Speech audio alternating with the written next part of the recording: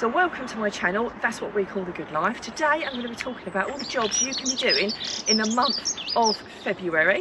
It's a really exciting time and there's so much you can be doing. So I'm going to run through, by going through my allotment, the things you can be getting on with. Now if you've not already subscribed to my channel, if you could please do so, because you'll get lots of helpful hints and tips all throughout the year from my home garden, my allotment and my home kitchen. Now I'm smiling at the moment because I've been up here and the birds are so incredibly loud, and now I've started talking, it's as if they're trying to talk to me and they're making even louder bird song, which is absolutely amazing. So apart from anything else, it's a fantastic time to get up here. It's the perfect time of year to be doing things up on your plot because there's so much you can be doing, and we are getting some slightly warmer days now. We've had some really horrid days, and like today I've actually got my jacket on but I don't need it. It's really mild and really lovely. Now let's start off at the top, and we've got rhubarb here. If we can hear it above the birds, which is amazing, but they are very loud this morning. There's my rhubarb. It's already started to sprout. Now I know some people really panic when it sprouts this time of year, but it honestly, in Kent, it sprouts early virtually every year. In fact, if it wasn't sprouting a little bit now, I'd probably be a little bit worried, but it does all depend where you live in the country and what type of rhubarb you've got. So if yours isn't sprouting, don't panic. Now you can mulch your rhubarb, which I've done already. I've got some manure on there, some rotted manure, but you could put grass clippings on there. I've done either or.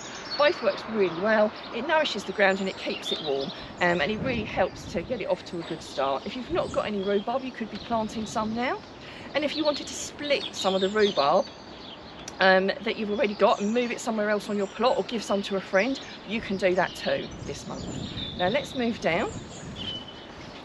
So we've started pruning our apple trees and our fruit bushes. Now February really is the last month you can be doing it. So if you've not done it already, February is the month. We started and we will be finishing it this month in February, because it's the right time to do it if you've not already done it. So I've got my pear tree up there, I've got apple trees, I've got a cherry tree, you may have a plum tree. They all need to be pruned. I've also got raspberries, which I need to finish pruning. I've started, but I've not finished them. And also different kinds of berries. I've got gooseberries, black currants, you might have some red currants. They all need to be pruned in February, so there's some jobs you can be getting on with.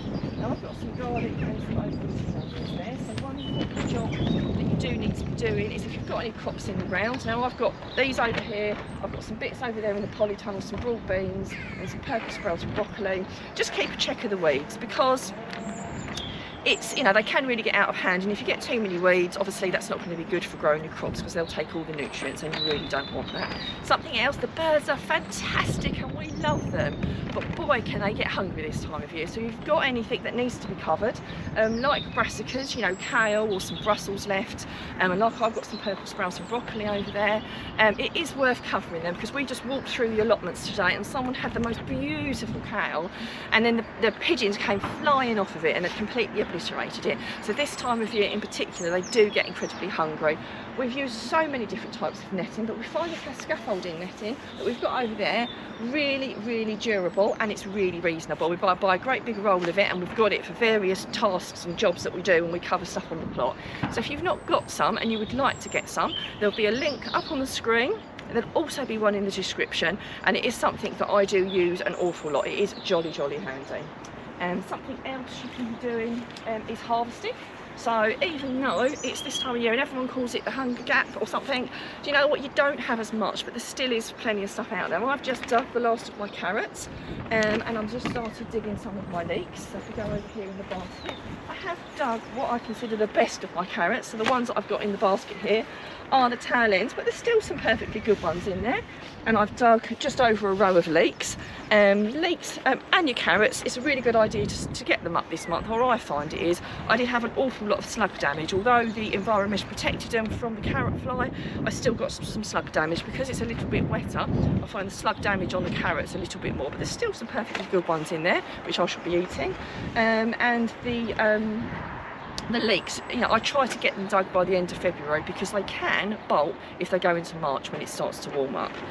So that will keep me fed and busy this morning. The other thing to be considering this time of year is where you're going to put everything, you know, crop rotation. Now, you don't have to rotate, and again, some people don't have enough room to be able to rotate their crops. I do my best to try and rotate it, but it's not a perfect system. So what I'm going to do is give you an idea of how I rotate my crops, and I will put some information in the description, so it's there, so you can look it up, and so you don't have to write it down. Now, I do a 4 crop rotation, and you do it almost in like a clockwise way.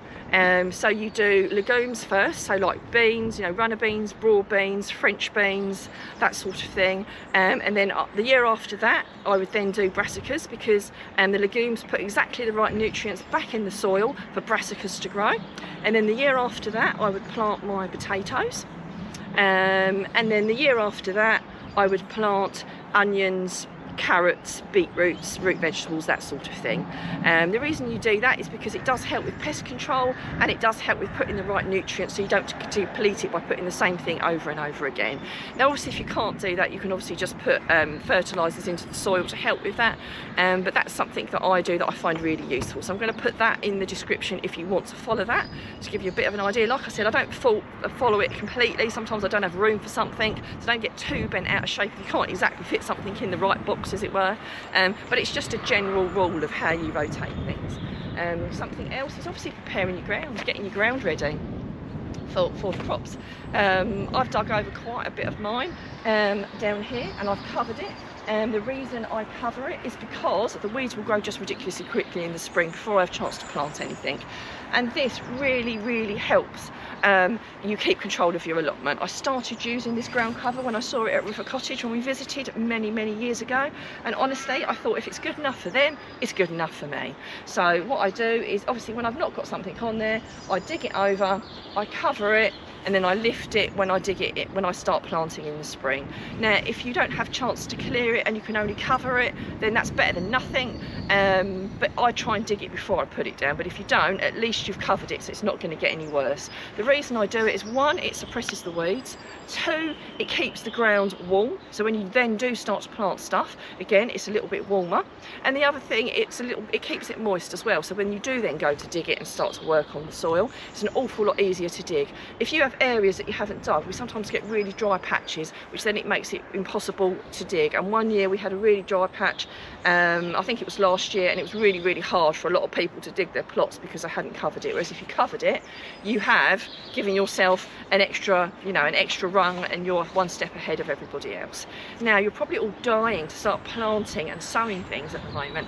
Well, there really is no rush, but there are some things you can be sowing and planting at the moment. I'm going to be starting off some tomatoes, some leeks. There's definitely some things I've got on my list to do. Now, rather than me go through everything, I've done a video on that, so if you watch that, you can make a note of all the things you can be planting and sowing, and obviously choosing some of those things and doing them for yourself. Now, I do really hope you've enjoyed watching my video, and it's inspired you to do some jobs up on your allotment. If you've got any questions or queries, then please, as ever, please do put them in the comments, and we answer every single comment that we get.